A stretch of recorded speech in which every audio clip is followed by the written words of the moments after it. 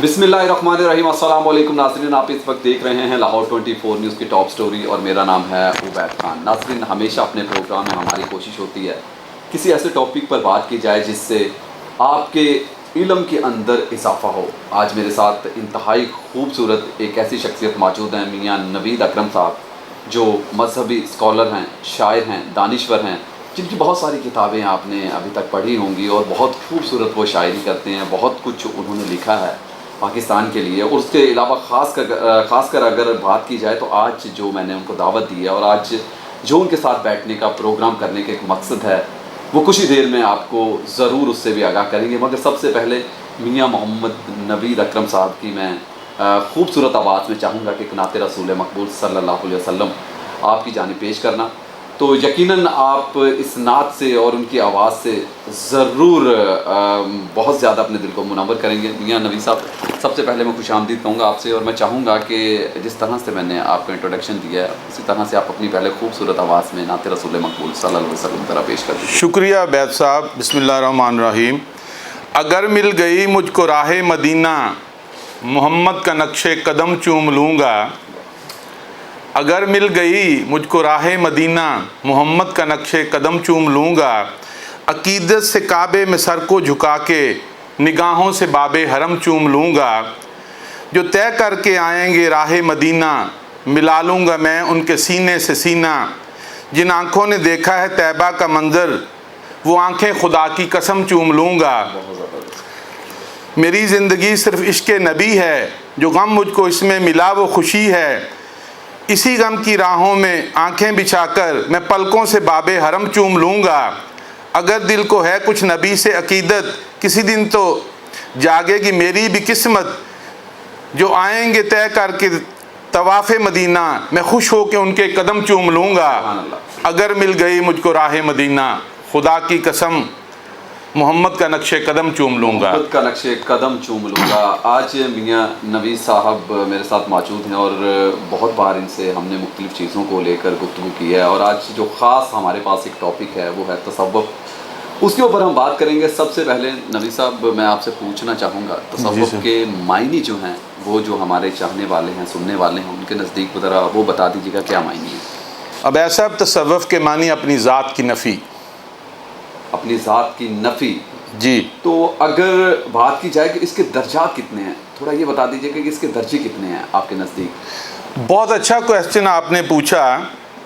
بو علی قلندر رحمۃ اللہ علیہ، جن کا اصل نام شرف الدین ہے، ان کی کتاب حکم نامہ میں درج ہے کہ تصوف کے 100 درجے ہیں، کرامت ان میں سے 17واں درجہ ہے۔ اس کے بعد جو درجے ہیں وہ عام فہم ادراک سے آگے ہیں۔ اچھا، اگر بات کی جائے جس طرح آپ ڈیفائن کر رہے ہیں، ظاہر ہے ہمارے پروگرام کا جو وقت ہوتا ہے وہ دورانیہ بہت کم ہوتا ہے، تو جس طرح آپ ڈیفائن کر رہے ہیں میں بھی چاہوں گا کہ ون لائن جو آپ ڈیفائن کریں کسی بھی چیز کو، سمجھ جو آنی چاہیے، جس کا معنی ہے وہ باقاعدہ طور پر تفصیلاً بیان بھی ہو جائے۔ تو اگلا میرا کویشچن آپ سے ہے کہ اس میں ایگو، تصوف کے اندر ایگو، میں کا کیا مقام ہے، اس کو کس طرح سے دیکھا جاتا ہے، اس کو کیسے لیں گے آپ؟ جب انسان کی ایگو ختم ہو جاتی ہے تو وہ بہت بڑی کامیابی حاصل کر پاتا ہے۔ اس میں ایک چھوٹا سا واقعہ آپ کو سنانا چاہوں گا تاکہ وہ پتہ چل جائے۔ کوٹ مٹھن شریف میں ایک مجذوب رہا کرتا تھا۔ جی۔ ہر آنے جانے والے سے وہ ایک ہی سوال پوچھا کرتا تھا، عید کداں ہے؟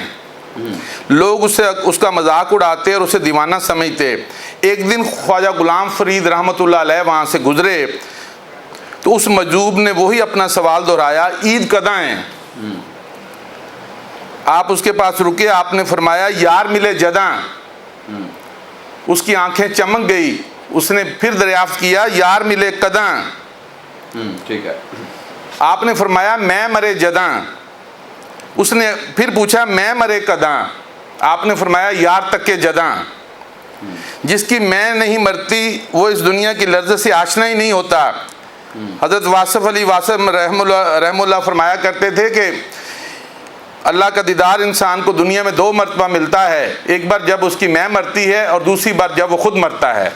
بہت زبردست۔ اچھا، میں آپ سے جاننا چاہوں گا کہ تصوف کے اندر اولیاء کرام کی کرامات اور ان کے درجات بہت زیادہ بلند ہیں۔ ویسے تو اگر بات کی جائے سب سے پہلا میرا کویشچن یہ ہے کہ میاں صاحب آپ سے کہ جو آج کے دور کے اندر ایک بڑا سوال اٹھایا جاتا ہے کہ جی دعائیں جو ہیں وہ قبول نہیں ہوتی، دعائیں قبول ہوتی ہیں مگر کس حد تک ہوتی ہیں؟ تو آپ کے نزدیک کیا ہے، کیوں کر جو لوگوں کی دعائیں ہیں ان کے اندر وہ لذت نہیں رہی، قبولیت نہیں رہی، اس کی کیا وجوہات ہیں؟ اور اس کے بعد میں پوچھنا چاہوں گا کیا آج کے دور کے اندر بھی ولی موجود ہیں؟ لگتا ہے عبید صاحب، اعمال سے غافل شخص کی دعا قبول نہیں ہوتی، کیونکہ ہم اعمال کرتے نہیں. اعمال وہی جو پنجگانہ ہیں، نماز، روزہ، حج، زکوٰۃ، ان کو اگر ہم پورا کریں تو ہماری دعا قبول ہوگی. ہم یہ کرتے نہیں اور چاہتے کہ ہماری دعا قبول ہے، اس لیے ہماری دعا قبول نہیں ہوتی. دوسرا آپ نے پوچھا کہ ولی آج کے دور میں بھی موجود ہیں. جوہر ٹاؤن میں 500 BA وہاں محسن منور صاحب ہیں، اگر ان سے آپ ملنا چاہیں یا کوئی بھی شخص ان سے ملنا چاہے وہاں تشریف لے جائے، اور وہاں ہر ماہ 11 شریف کو ایک محفل ہوتی ہے، وہ محفل اٹینڈ کرے تو وہ بہت کچھ وہاں سے ایک ہی محفل میں پا کے واپس آئے گا، پھر وہ خود بخود وہاں پہ جانا پسند کرے گا. اللہ کے بہت برگزیدہ ولی ہیں. اچھا، میں یہ جاننا چاہوں گا کہ مختصر کچھ لائنوں کے اندر آپ شیخ عبد القادر جیلانی رحمۃ اللہ علیہ کی کرامت بہت اچھے طریقے سے آپ بیان کرتے ہیں، ذرا وہ بیان کر دیں. کچھ اولیاء کے اور بھی میرے پاس نام ہیں، میں چاہوں گا کہ ان کی جو کرامات ہیں اس کے حوالے سے بھی جو ہمارے چاہنے والے ہیں، جو سننے والے ہیں، ان تک پیغام میسیج پہنچ سکے. کیا کہتے ہیں آپ؟ شیخ عبد القادر جیلانی رحمۃ اللہ علیہ کی کرامات بیان کرنے میں تو بہت وقت لگے گا. آپ ولیوں کے سردار ہیں. آپ نے 40 سال تک عشاء کی نماز کے ساتھ وضو فرمایا اور صبح کی نماز اسی وضو سے پڑھی، اور شروع میں کوئی شخص آپ کا نام لیتا تھا بغیر وضو کے تو مر جاتا تھا، پھر آپ نے اللہ تعالیٰ سے دعا فرمائی تو ایسا ہونا بند ہوا. جب آپ جمعۃ المبارک کی نماز کے لیے گھر سے نکلتے تھے تو زمین سونا ہو جایا کرتی تھی. آپ کی کرامات تو بہت زیادہ ہیں. کسی شخص نے کہا میں تب آپ کو مانوں گا کہ کسی بندے کو زندہ کر دیں. آپ نے کہا بتائیں. وہ قبرستان آپ کو لے گیا، ایک بہت پرانی قبر، اس نے اشارہ کیا کہ اس بندے کو کریں. تو آپ نے اسے کہا کہ اللہ کے حکم سے باہر آ جائے. وہ بندہ باہر آ گیا اور وہ گانا گا رہا تھا. تو آپ نے اسے فرمایا کہ یہ اپنی زندگی میں گویا تھا، یہ گانا گاتے واپس آ گیا ہے. تو وہ بندہ آپ کے پاؤں میں آ کے ڈل گیا.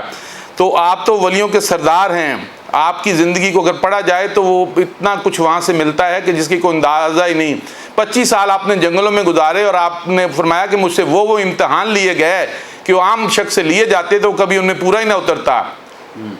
بہت زبردست، بہت زبردست. میاں صاحب اگلے بہت بڑے جن کا میں نام لے رہا ہوں ولی دنیا کے اندر جب وہ لائے تو، اور ان کے اوپر ان کی جو کرامات ہیں وہ بھی انتہائی اہمیت کی حامل ہیں، سلطان باہو صاحب. اور اس کے بھی بارے میں ذرا میں چاہوں گا کہ ان کی کوئی خوبصورت سی ایک کرامت آپ بیان کر سکیں تو بتا دیجیے گا. عبید بھائی، ان کی بہت کرامات میں ایک چھوٹی سی عرض کرتے ہوں. آپ ایک سفر پہ جا رہے تھے تو راستے میں ایک چرواہا تھا جو کہ اپنے جانوروں کو چرا رہا تھا، تو آپ کی نظر اس پہ پڑی تو آپ آگے چلے گئے. وہ نظر پڑنے کی دیر تھی کہ وہ آپ کے پیچھے بھاگا. تو اس نے کہا میں نے آپ کے ساتھ جانا ہے. آپ نے کہا نہیں، وہ جانوروں کا کیا بنے گا؟ اس نے کہا جانور جانے اور جن کے ہیں وہ جانے. وہ آپ کے ساتھ چل پڑا. وہ نوجوان تھا، اس کی عمر 20-22 سال تھی.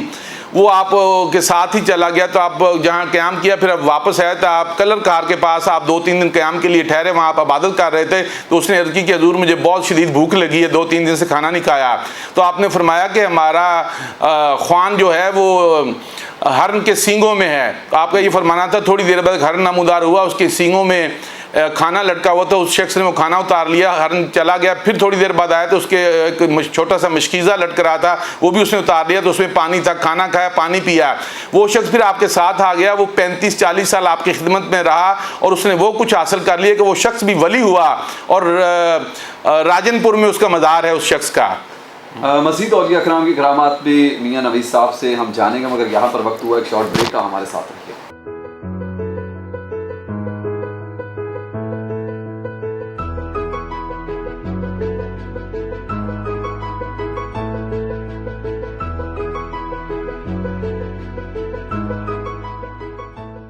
دوبارہ پروگرام میں خوش آمدید کہیں گے ناظرین. میاں نوید اکرم صاحب میرے ساتھ موجود ہیں، اور وہ جہاں پر اولیاء اکرام کی کرامات کے بارے میں آپ کو آگاہ کر رہے تھے وہیں پر انہوں نے تصوف کے معنی اور درجات کے بارے میں بھی بتایا تھا. ابھی ہم چلتے ہیں اگلے کویشچن کی طرف. میاں صاحب مجھے بتا میاں صاحب مجھے بتا دیں کہ ذرا میاں میر رحمۃ اللہ علیہ السلام کی جو کرامت ہے اس کو کیسے آپ دیکھتے ہیں، کیا ان کے بارے میں بیان کرنا چاہیں گے؟ ویسے اب ان کی بہت زیادہ کرامات میں ایک چھوٹی سی عرض کر دیتا ہوں جو کہ وقت محدود ہوتا ہے آپ ہمارے پاس. آپ دریا کے کنارے اپنے دوست کے ساتھ تشریف فرما تھے، آپ اپنے دوست کی گودی میں لیٹے ہوئے تھے، آپ کا سر تھا، تو وہ ڈر گیا، اس نے کہا حضور ایک بہت بڑا اژدہا سانپ آ رہا ہے، تو آپ نے کہا آنے دو، یہ انہی کا کام تھا کہ آنے دو، ورنہ کون کہہ سکتا تھا۔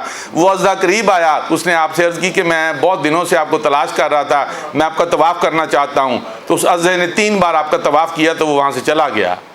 بہت خوبصورت۔ میاں صاحب میں آخری جو کرامت آپ سے جاننا چاہوں گا، میاں محمد بخش رحمۃ اللہ علیہ کی کرامت کوئی بیان آپ کرنا چاہیں تو کیا کہیں گے؟ میاں محمد بخش صاحب کی کرامت بھی بہت زیادہ ہیں۔ آپ کسی جگہ تشریف لے جا رہے تھے اپنے خادم کے ساتھ، تو راستے میں آپ رکے تو وہ وہاں کوئی چودھریوں کو ڈیرا تھا، تو آپ نے وہاں رات گزارنا چاہی، تو چودھری کسی کھیل کود میں مصروف، انہوں نے توجہ نہ دی۔ ایک غریب سا بندہ تھا، وہ آپ کا کہہ دیا اگر میرے گھر جانا پسند کرے، تو وہ چلا گیا۔ آپ اپنی شناخت ظاہر نہیں کرتے تھے، وہاں آپ رات کو قیام کیا، صبح آپ جانے لگے تو آپ کے خادم نے اس بندے کو بتا دیا کہ میاں محمد بخش صاحب ہیں، تو وہ آپ کے قدموں میں گر گیا، تو اس نے عرض کی کہ حضور میں 11ویں شریف کا ختم دلاتا ہوں لیکن میرے حالات نہیں کبھی بدلے۔ تو آپ نے فرمایا اللہ کے ہاں یہ کون سا کوئی بڑا کام ہے کہ وہ چودھریوں کے امیری تمہارے سر پہ رکھ دے اور تمہاری غریبی ان کے سر پہ رکھ دے۔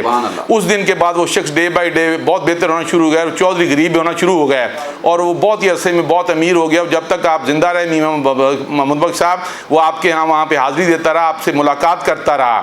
تو یہ اللہ اپنے ولی کی کہی ہوئی بات کو کبھی رد نہیں کرتا، تو یہ آپ کی کرامت ہے۔ اگر اولیاء کی بات کی جائے اور ان کی کرامت کی بات کی جائے اور اگر ان کے بارے میں لفظ کا چناؤ کیا جائے تو یقیناً لفظ ختم ہو سکتے ہیں، نہ ان کی کرامات ختم ہو سکتی ہیں۔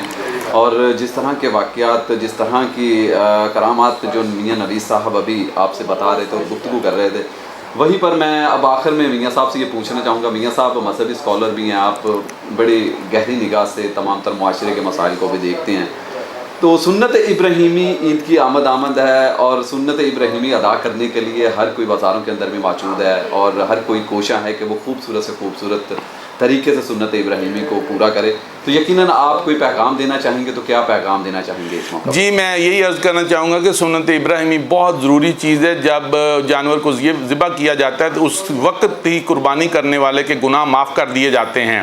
اللہ تعالیٰ کے ہاں نہ گوشت پہنچتا ہے نہ خون پہنچتا ہے، وہ تقویٰ پہنچتا ہے جو ہم اڈاپٹ کرتے ہیں، صرف تقویٰ وہاں جاتا ہے۔ تو میں یہ گزارش کروں گا وہ تقویٰ برقرار رکھیں، اور جو صاحب استقامت ہوں وہ اس قربانی کو ضرور کریں۔ یقیناً وہ اس قربانی کو ضرور کریں، سنت ابراہیمی کو ضرور مکمل کریں۔ میاں نویس صاحب میرے ساتھ موجود تھے، اور جس طرح سے انہوں نے اولیاء کرام کی کرامات کے بارے میں بیان کیا، تصوف کو بڑا بخوبی آسانی کے ساتھ بیان کیا، وہیں پر سنت ابراہیمی کی جانب آخر میں کوئی پیغام میاں صاحب دینا چاہیں گے، کیا کہیں گے؟ وہ آغا محمد رفیق ساکی ہمارے دوست ہیں، بہت کلام لکھا انہوں نے، اللہ کے بندے تھے، میں نے بہت ان کی محفلوں اٹینڈ کی ہوئی ہیں۔ آپ فرمایا کرتے تھے کہ ایسے مرد سالے بہت گھٹ ہوندے جڑے ہوندے جہان دی جان ہوندے، جڑے تیری رضا وچ راضی ہو گئے دنیا تے کامل و انسان ہوندے۔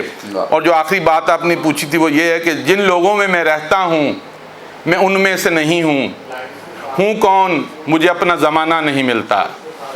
واہ جی، بہت خوبصورت آخر میں کلام کے ساتھ میاں صاحب سے اب ہم اجازت چاہیں گے۔ میاں نوید اکرم صاحب میرے ساتھ موجود تھے، خوبصورت انداز میں جہاں پہ نعت رسول مقبول صلی اللہ علیہ وسلم انہوں نے پیش کی، وہیں پر اولیاء کرام کی کرامات کے بارے میں بھی انہوں نے بتایا۔ اگلے ٹاپک میں نیا مدعا، نیا کوئی ایسا ٹاپک لے کر آپ کے سامنے ضرور حاضر ہوں گے جس سے آپ کے علم میں مزید اضافہ ہو۔ اسی کے ساتھ اپنے میزبان عبید خان کو آج کے مہمان کے ساتھ اجازت دیجیے گا، اپنا اور اپنے چاہنے والوں کا خیال رکھیے گا۔ اللہ آپ کا اور میرا حامی و ناصر ہو۔